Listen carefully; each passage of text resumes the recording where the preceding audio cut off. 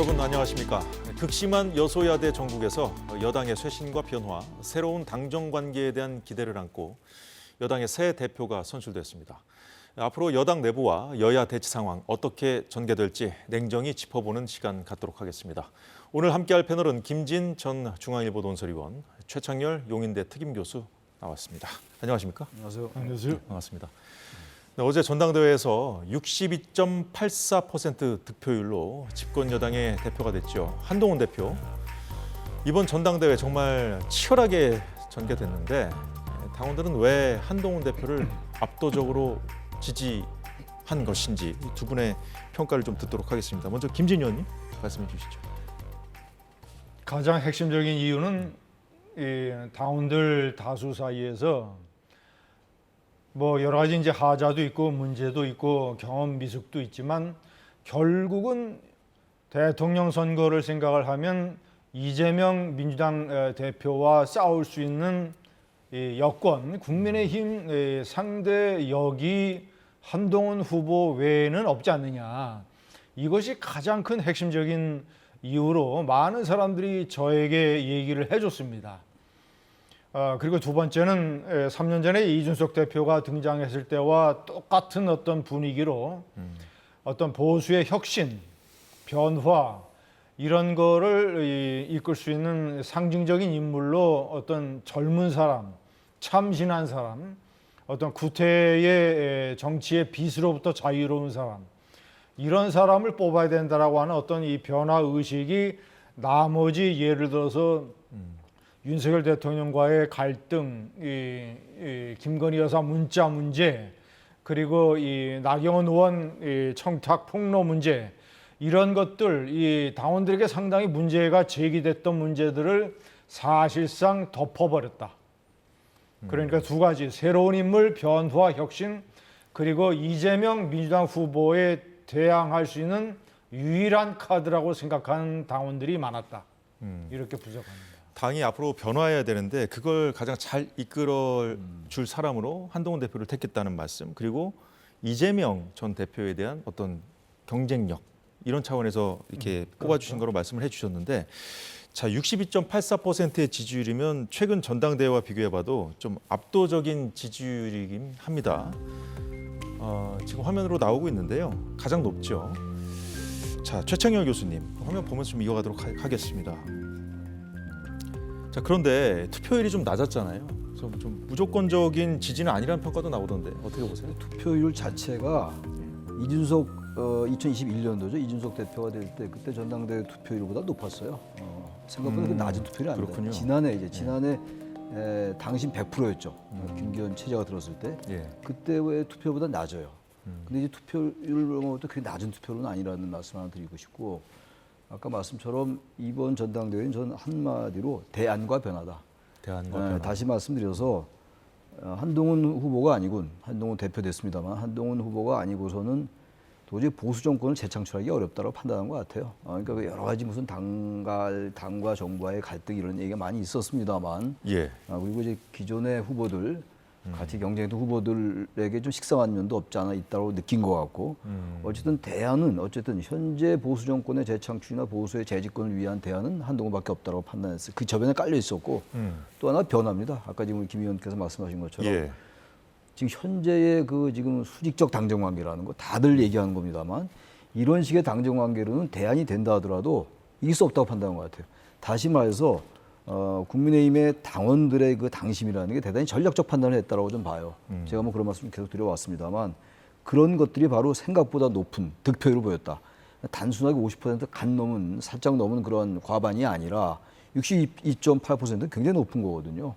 그런 네. 면에서 여러 가지 갈등에도 불구하고, 갈등 설에도 불구하고, 이란 예. 갈등 설에도 불구하고 일단 대안으로서는 한동훈 후보밖에 없고, 변화를 이끌 적임자는 한동훈이다. 그래서 저는 이렇게 높은 투표율에다가 예. 높은 득표율이 나왔다라고 득표율이죠. 봅니다. 예, 이번 전당대회에 나타난 이 표심을 두 분 공히 한동훈 대표가 쇄신이라든가 변화를 이끌어갈 적임자로 좀 당원들이 보여준 거 아니냐 이렇게 정리를 해주셨는데, 자 그런데 이제 당정 관계를 원만히 가져가는 것도 좀 중요하지 않습니까? 네. 전당대회 승리했습니다만 한동훈 지도부의 앞길 여러모로 만만치 않다는 평가가 나오고 있죠. 특히 한동훈 대표의 제1과제, 그러니까 이 변화와 쇄신을 이끌어가기 위해서 좀 선결 과제라고도 볼 수 있을 것 같은데 윤 대통령과의 관계가 거론되고 있습니다. 잠시 영상 보고 이어가겠습니다.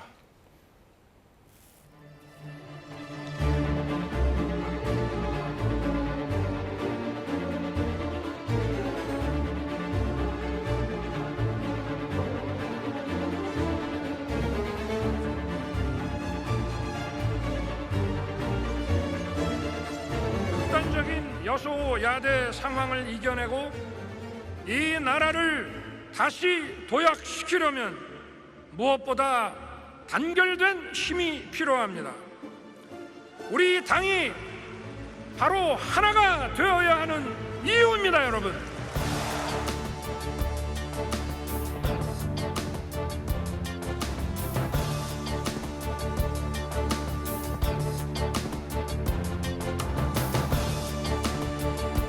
건강하고 생산적인 당정 관계와 합리적인 토론을 통해서 민심을 정확히 파악하고 그때그때 때를 놓치지 말고 반응합시다.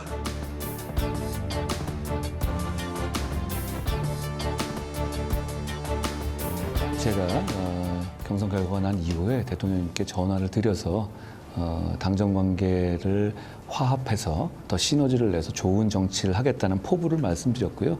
대통령님께서도 경선 기간 동안에 수고가 많았고 좋은 정치를 하라라는 덕담을 해주셨습니다. 제가 자주 찾아뵐 생각이고요.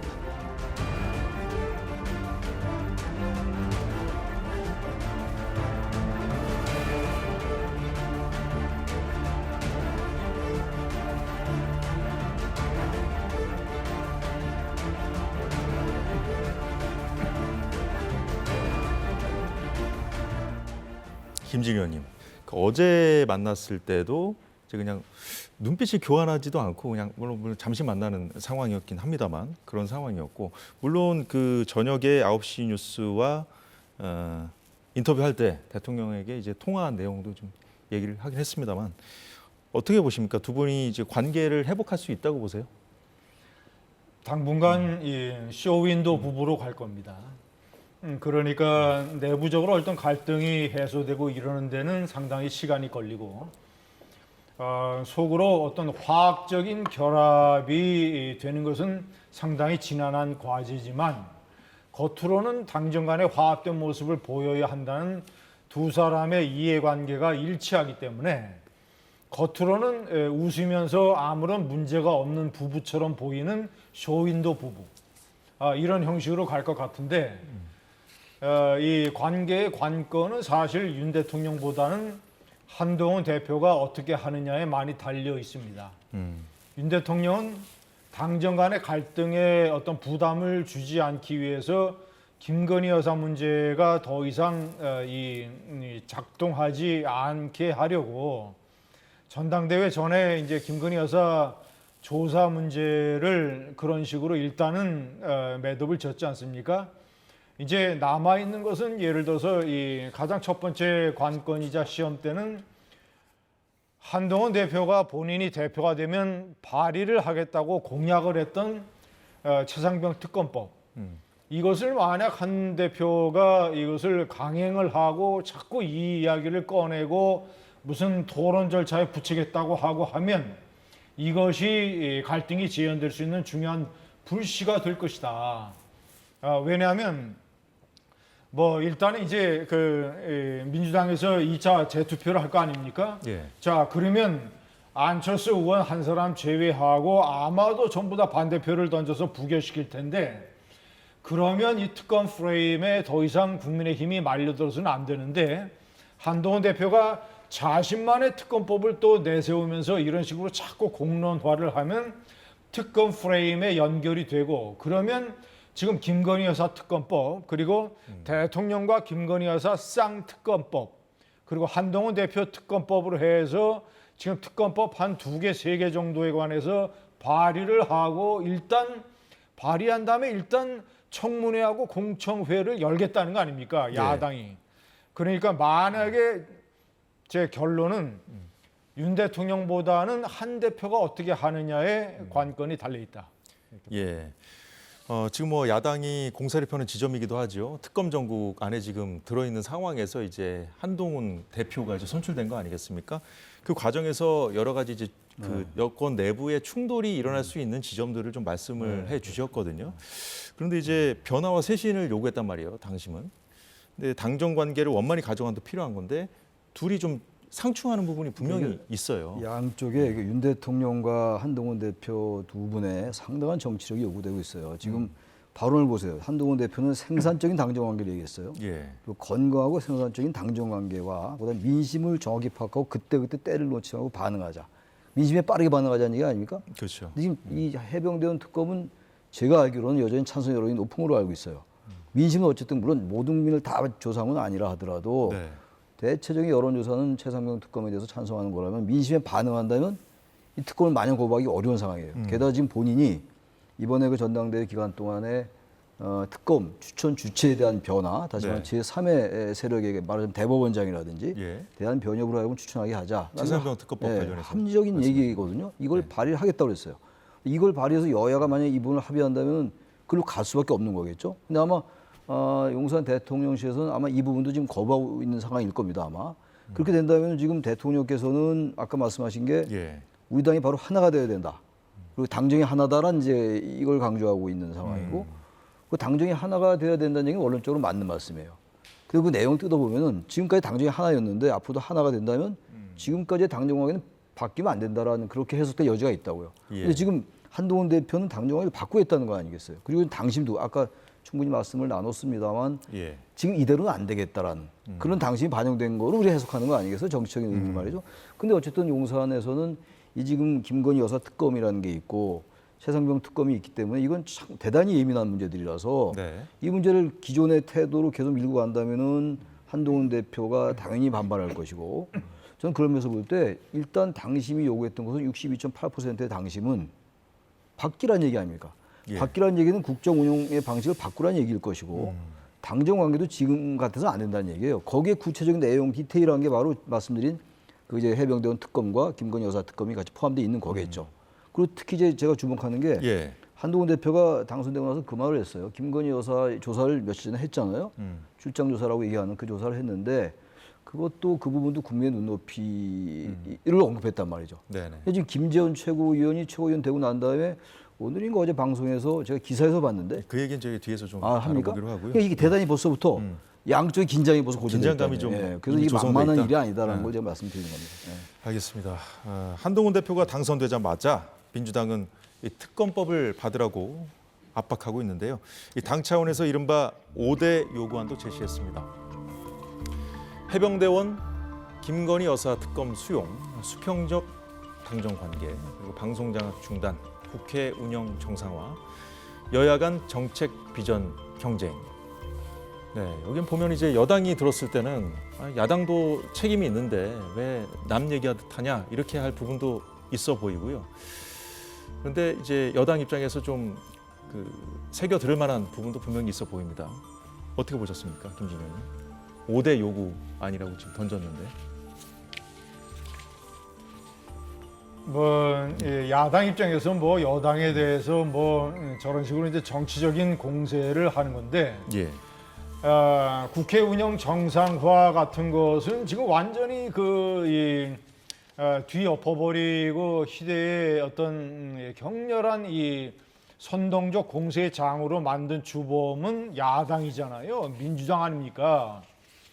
그 윤석열 대통령 탄핵 청원이라고 하는 그 국가보안법을 여러 차례 위반한 전과자, 극렬한 반미주의자가 별로 내용도 근거에 맞지 않는, 헌법에 맞지 않는 이런 것을 아주 수준 낮고 저급한 탄핵 청원서를 냈다고 해서 그것이 무슨 140만 동의를 받았다고 해서 청문회를 열어가지고 김건희 여사 장모 그리고 이종섭 전 국방장관 줄줄이 다 증인으로 채택을 해서 윤석열 정권에 대해서 일종의 망신 주기를 하고 있는 거 아닙니까? 그러니까 저런 식의 야당의 요구라고 하는 것은 한마디로 해서 적반하장이고 저런 공세에 맞서서 한동훈 대표가 어떻게 자신이 몸을 던지느냐, 그리고 108명의 의원들을 똘똘 뭉치게 만들어서 페르시아의 100만 대군에 맞섰던 스파르타의 300결사대 그 영화처럼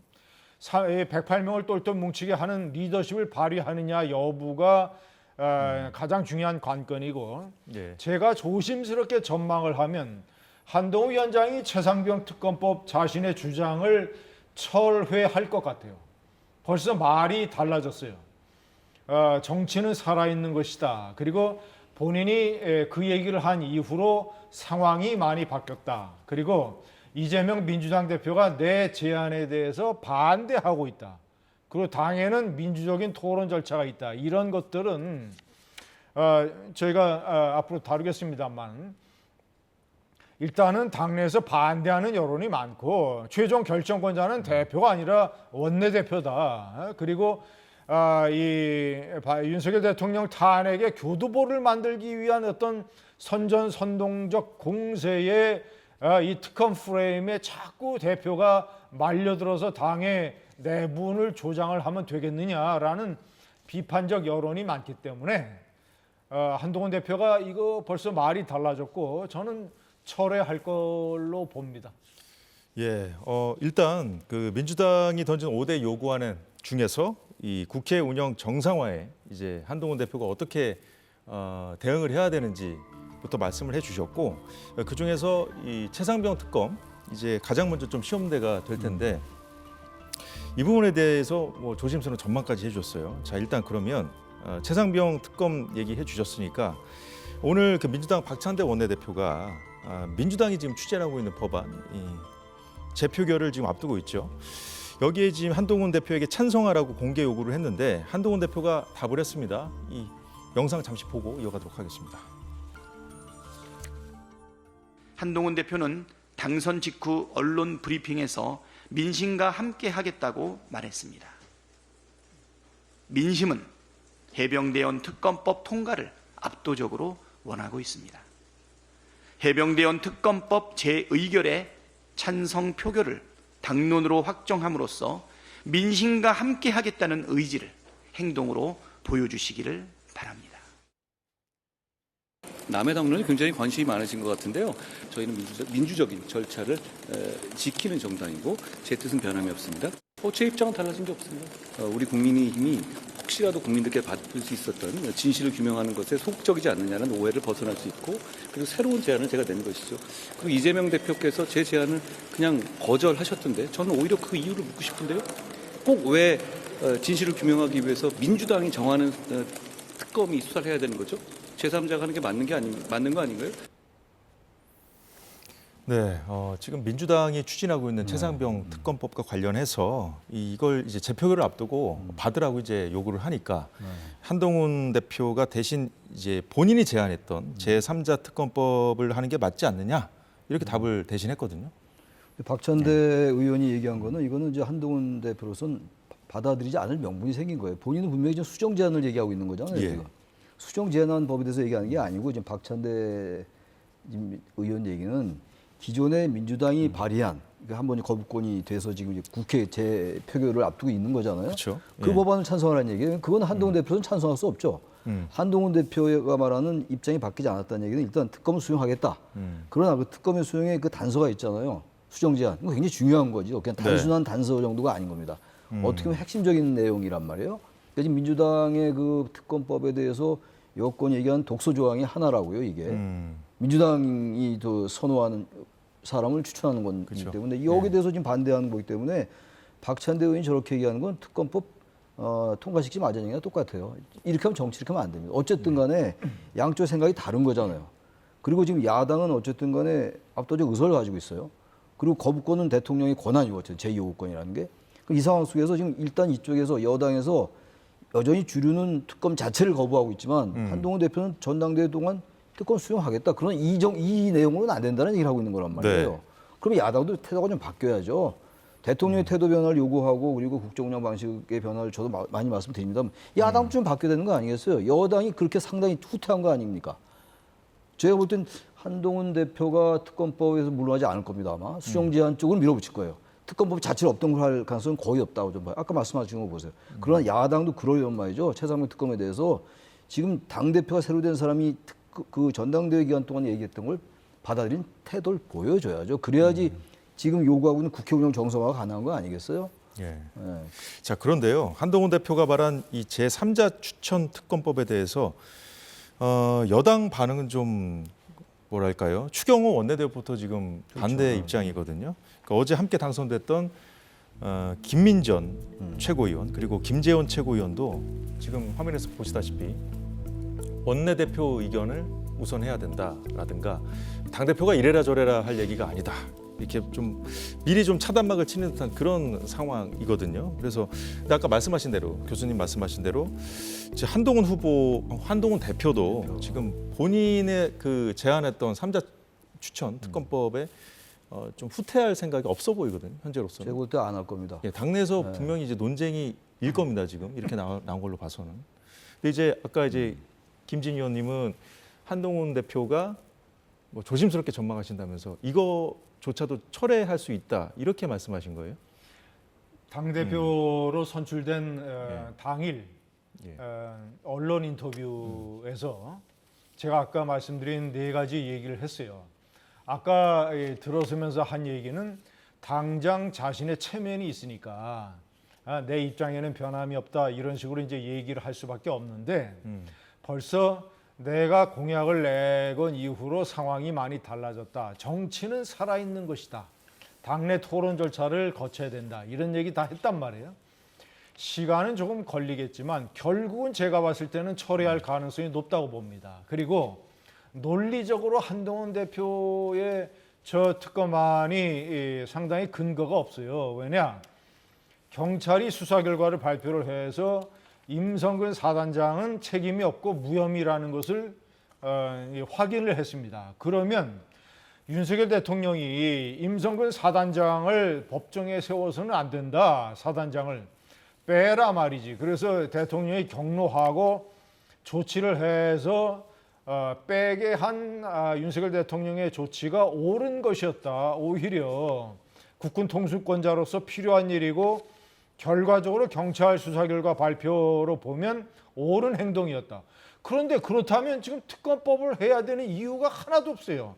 논리적 명분이 하나도 없어요. 더군다나 공수처에서 수사를 지금 막바지로 진행을 하고 있고.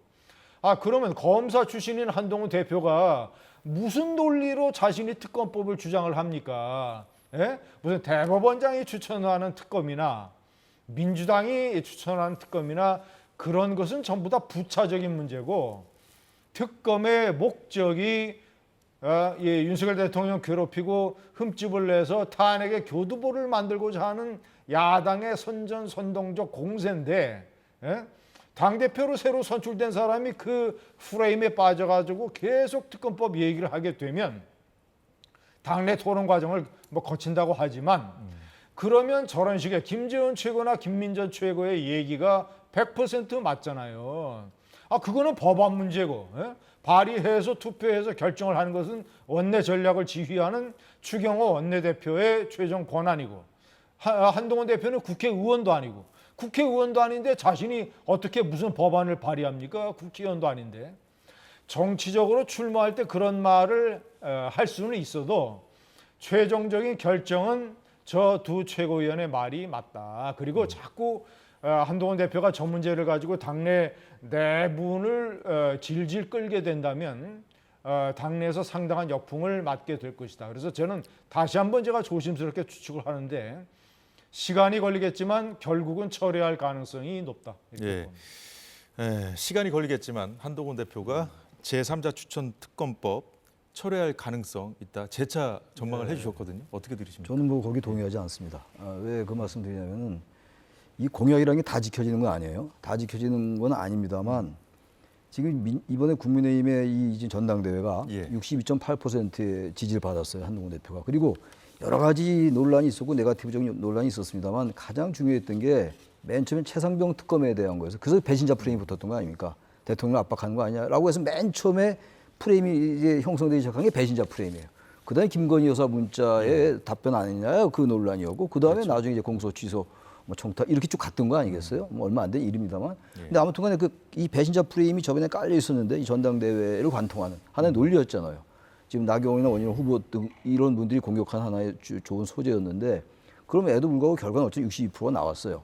그런 내용을 다 떠나서 형식 논리적으로 볼 때 그런 그 주장에도 불구하고 그 한동훈 대표의 그런 주장에도 불구하고 62%가 나왔다는 얘기는 바뀌어라 변화해라 한동훈 당신의 그걸 받아들이겠다는 당심을 해석해야 돼요.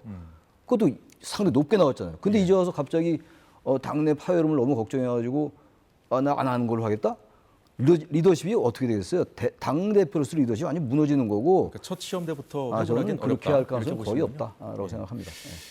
사실 그동안 윤 대통령과 한동훈 대표가 이 충돌해온 적이 많이 이제 있었죠. 보였잖아요. 예. 근데 결국은 김건희 여사 문제 때문이었거든요. 그 민주당의 5대 요구안 중에서 이 김건희 여사 특검법 수용 관련해서는 한동훈 대표 김 여사에 대한 이 특검에 대해서는 반대 입장을 밝혀왔습니다. 그런데 이 구체적으로 어떻게 대응할 것이냐 이 방식을 놓고는 전과 마찬가지로 대통령실이나 당내 주류와 이견을 보일 가능성이 있어 보입니다. 그동안에 이 조사가 미뤄지던 것을 영부인께서 결단하셔서 직접 대면 조사가 이루어졌잖아요. 그러니까 검찰이 공정하고 신속하게 결론을 내야 한다고 생각합니다. 다만 검찰이 수사 방식을 정하는 데 있어서 더 국민의 눈높이를 고려했어야 한다고 저는 생각합니다. 네, 이건 최 교수님께 먼저 여쭤볼게요. 네. 아까 국민 눈높이 발언하시면서 먼저 이 부분 좀 네. 짚어주셨기 때문에 예. 어떻게 저는 될까요? 그러니까 이제 국민 눈높이라는 거는 며칠 전에 있었던 이른바 출장 조사가 적절치 않았다라고 얘기하는 거란 말이에요. 그렇게 해석할 여지가 충분히 있는 거 아니겠어요? 이원석 총장하고 생각이 좀 비슷한 것 같은데. 얘기예요. 같은 겁니다. 그러니까 저는 뭐 비공개 소환 자체는 문제될 게 없다고 봐요. 뭐 이미 그런 규칙이 나와 있으니까. 근데 장소를 굳이 그렇게 했는가의 문제가 하나 있고 그 장소도 그렇다 치더라도 일단 이원석 검찰총장이 사후 통보받았단 말이에요. 지금 사후 보고를 받았다고요.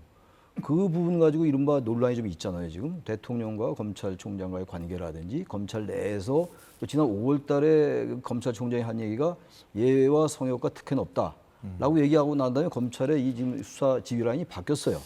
그 당시에도 이제 이원석 검찰총장이 몰랐다는 거 아닙니까? 지금 법무장관하고 이제 얘기를 해서 나중에 알았다는 얘기인데 그런 상황 속에서 지금 이렇게 되니까 이게 뭔가 이 특혜 주는 거 아니냐라는 그런 인식이 당연히 있죠. 그 부분을 지적한 거거든요. 제가 볼 때 한동훈 대표. 그렇다면 예.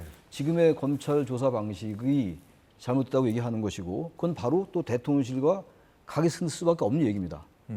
대통령실은 아무런 입장을 얘기 안 했습니다. 당연히 반응 안 보이겠죠. 그런 점에서 볼 때 이 당내 파열음이 생길 소지가 대단히 커요.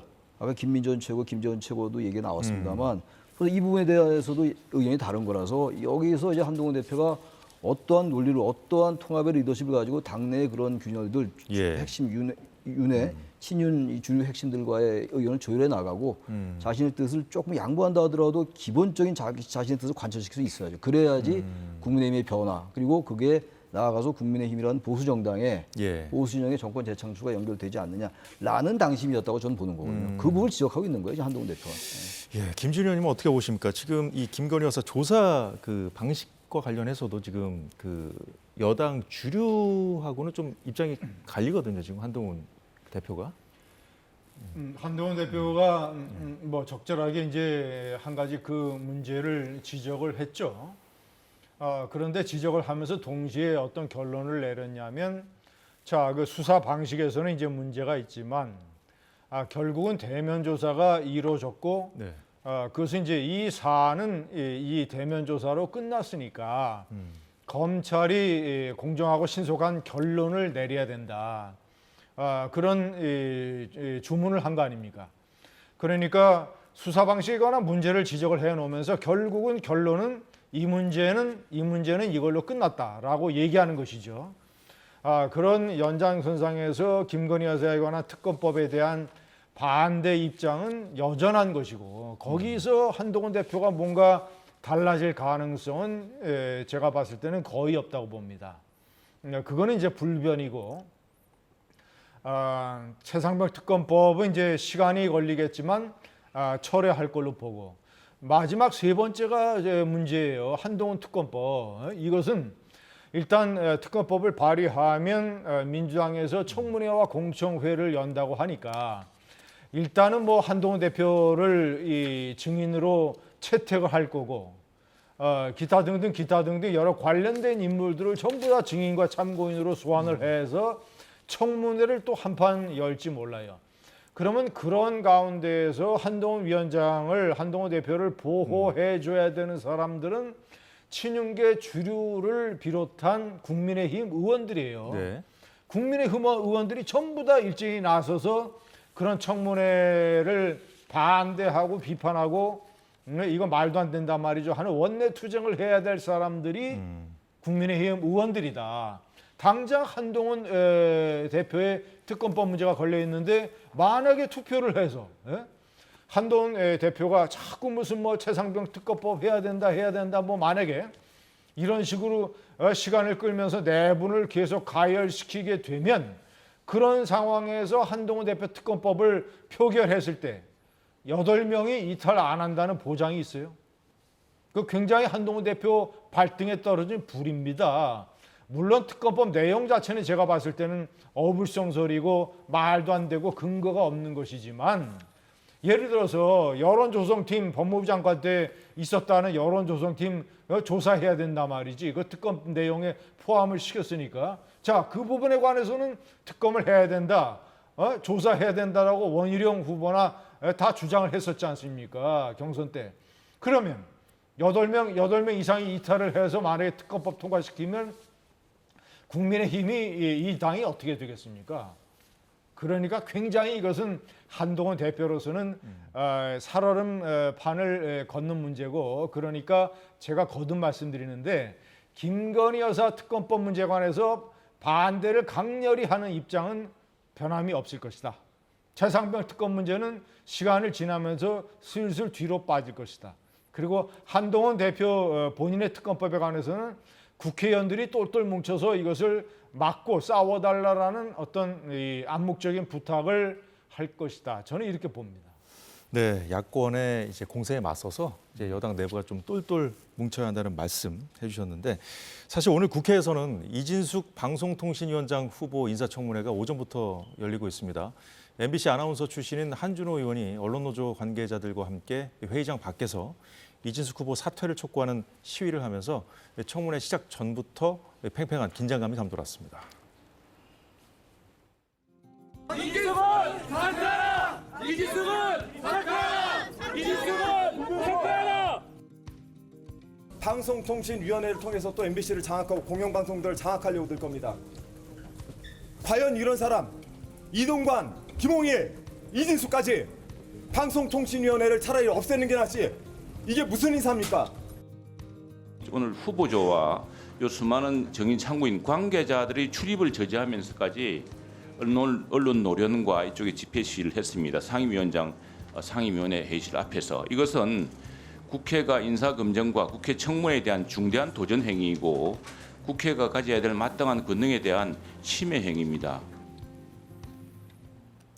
네, 청문회가 시작된 뒤에 청문회장 안에서도 신경전이 팽팽했습니다. 영상 볼까요? 저기요, 이진숙 내정자 인사하시죠. 제가 인사하려고 했는데 인사를 안 하고 돌아셔서 가시니까 벌 좀 하잖아요.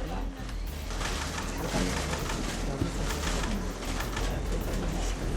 그렇게 하시면 안 돼요. 저하고 싸우려고 하시면. 인사하겠습니다. 낙서도 할까요? 최 교수님, 그 청문회 시작할 때 증인 선서부터 하잖아요. 그때부터 이제 위원장하고 후보 간의 어떤 신경전이라고 해야 될까 그런 상황이 벌어졌는데 지금 이 청문회가 아주 이례적으로 내일까지 지금 이틀 동안 열린다고 하는데 지금 그 국회 안팎의 대체적인 평가는 결국 MBC 지금 이사 선출을 앞두고 있잖아요. 그러면 사장 교체 작업도 이제 정부가 할 텐데 MBC 때문인 시각이 많거든요. 지금 어떻게 보세요? 그러니까 지금 야당은 이제 MBC마저 친정부 성향의 어떤 사장이 되면 안 된다라는 시각을 갖고 있는 것 같아요. 어제 이진숙 후보자가 대전 MBC 사장 출신이잖아요. MBC 기자 출신 아닙니까? 그런데다가 지금 방통위가 뭐 KBS, EBS 뭐 이런 데 전부 친정부 성향의 인사를 채우려 한다라는 게 야당의 시각이란 말이에요, 지금. 게다가 지금 말씀하신 것처럼 MBC는 지금 그렇지 않은 게 사실인데 상당히 정부 비판적인 거 다 인정하는 거 아닙니까 우리가? 그런데도 이제 MBC마저도 이제 이진숙 위원장이 방송통신위원장이 되면 이사 선임을 이제 할 수가 있는 거니까 지금 방송통신위원회가 이사 선임을 진행하고 있잖아요. 그게 이제 계속 진행이 되겠죠. 그렇기 때문에 이진숙 위원장에 대한 청문을 이틀을 늘려서 어떻게든 이진숙 위원장의 취임을 막으려 하는 것 같아요. 근데 뭐 임명권자는 대통령이니까 이것도 아까 뭐 여기 한준호 의원이 그런 얘기 했잖아요. 뭐 예. 이동관, 김홍일 이런 전임 이제 방송통신위원장 얘기했는데 또 그 사이클 거칠 가능성이 커요. 야당은 엄청나게 반대고 이틀까지 하는 거 아닙니까? 되게 하루인데 말이죠. 국무총리 후보자가 이틀이지 이거 보통은 하루란 말이에요. 예. 그리고 이제 대통령 임명하고 또 탄핵하고 이렇게 될 가능성이 크다. 이거 어떻게든 여야가 이것도 타협을 좀 봐야 돼요. 방송법을 고치든지 해가지고 정권이 바뀔 때마다 이렇게 공영방송 둘러싸고 이 헤게모니 다툼이 벌어지니 이래서는 안 되는 거죠. 야당이 집권했을 때 마찬가지였어요. 여당이 집권은 또 그렇게 되고 이게 한두 번 보아온 광경이 아닙니다. 그래서 그렇죠. 진짜 이렇게 되면 안 된다는 말씀 제가 드립니다. 네. 자, 김진 의원님, 이 지금 민주당이 앞서 보여준 그 5대 요구안 중에 또 방송 장악 중단 이 부분하고 좀 맞닿아 있는 상황이긴 하거든요. 어떻게 보셨습니까 오늘 청문회? 방송법을 개정을 해서 이런 상황을 중지시켜야 된다. 그것은 아무런 제가 봤을 때는 굉장히 현실에 맞지 않는 대단히 그 해법이 될 수가 없어요. 왜냐? 아니 문재인 정권 때는 자신들이 전부 다 공영방송을 장악을 해놓고 자신들이 현재의 이 지배구조에 관한 법에 따라서 그때 방송통신위원장을 어떤 사람을 시켰습니까? 좌파 선양에 아주 대놓고 좌파 성향의 시민 언론 운동을 하던 단체의 대표를 지냈던 사람을 방송통신위원장에 아예 임명을 했잖아요. 문재인 정권 때. 그리고 그 방송통신위원회 위원장이 공영방송의 경영진들, 임기 남아있는 박근혜 정권 때 임명된 임기 남아있는 경영진들 싹 교체해서 문재인 정권 때 공영방송을 완벽하게 장악을 했잖아요. 뭐 자신들은 그렇게 해놓고 정권에서 대통령 선거에서 정권이 교체가 됐으면 현재의 룰에 따라서 방송통신위원장을 이런 사람을 임명을 하겠다. 검증을 해서 하여튼 대통령은 임명을 할 것이고 제가 보는 이제 관건은 뭐냐면 또다시 이준숙 방송통신위원장이 만약에 임명이 되면 그 사람에 대해서 또 탄핵안을 낼 가능성이 제가 봤을 때는 꽤 있다. 꽤 높다. 또 반복되는 거예요. 지금 청문회에서 일단은 제가 봤을 때는 이진숙 탄핵안을 내기 위한 일종의 하나의 전초전으로 이제 여러 가지 문제를 제기를 해놓고 대통령이 임명을 강행하면 이쪽에서는 탄핵으로 또 맞서고 그러면 이진숙 위원장이 탄핵 절차에 들어갈지 아니면 사퇴를 할지 그것은 이제 두고 봐야 될 일이죠. 이런 식으로 바뀌는 것은 문재인 정권 때 자신들이 공영방송에 대해서 했던 여러 가지 조치들 그 조금 전에 영상에 나왔습니다만은 국회 내에서는 저런 시위가 금지돼 있어요. 완전히 무법지대 아닙니까? 무법지대. 그리고 저런 것을 나서서 만류하고 하지 말라고 외쳐야 될 국회의원이 나서가지고 자신이 앞장서서 이런 시위를 이끌고 주도하고 선동하고 이게 방송 장악이나 이거는 두 번째 문제고 저게 국회를 저런 식으로 완전히 무슨 언론 노조원들의 시위 현장으로 만들고 이것을 상임위원장은 내 권한은 이 상임위 안에 것만 있고 바깥에 거는 국회의장 소관이라는 식으로 책임을 미루고 이게 저는 저런 모습을 보면서 정말 국민들이 저 국회까지 상임위원회 앞에까지 무법지대가 돼가지고 방통위원장 임명시키면 안 된다라고 국회의원이 나서서 소리 지르면서 저렇게 시위를 선동하는 장면을 보면 저거 많은 국민들이 어떻게 느낄까요? 공포스럽게 느끼지 않겠어요? 저는 그래서 아주 기본적으로 커다랗게 지금 우리 사회에 위기 상황이 진행이 되고 있다. 국회가 저런 식으로 가서는 안 됩니다. 정리해 주시죠. 네, 잘 들었습니다. MBC나 공영방송이 갈수록 더 치열한 여야의 정쟁의 대상이 되고 있다는 건 참 여러모로 슬픈 현실인 것 같습니다. 오늘 정치권 상황은 여기까지 보겠습니다. 두 분 고생 많으셨습니다. 고맙습니다.